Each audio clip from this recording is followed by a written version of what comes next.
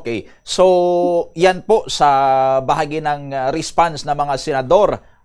Ano naman yung masasabi mo, attorney, doon sa naging response din ng government ng Marcos administration, si Secretary John Vic Remulla, after nung nangyari, pumunta doon mismo sa Senate at kinausap si Senator Alan Peter Cayetano, and eventually si President Marcos nagpalabas din ng kanyang statement regarding sa nangyari. How would you assess yung naging response ng Marcos administration doon sa krisis kagabi sa Senado, attorney?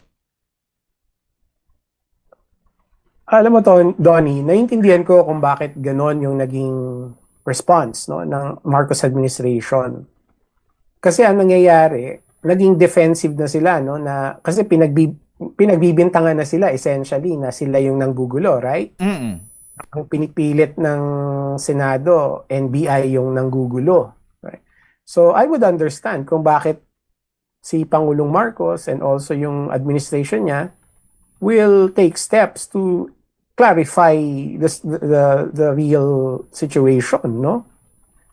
So hindi ko na siya sisisihin o wala na akong masasabing hindi maganda, because I completely understand why they reacted that way. Na si Secretary Remulla had to go there and personally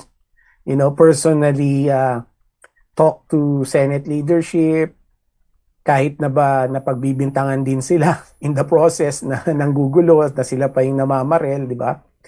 And also, I would understand kung bakit President Marcos felt that na kailangan niyang tumawag mismo o personally kay Senate President Cayetano, no? Kasi kung hindi nila gawin yon, I would think baka mas maraming tao ang mag-iisip na sila nga ang nasa likod nito, right?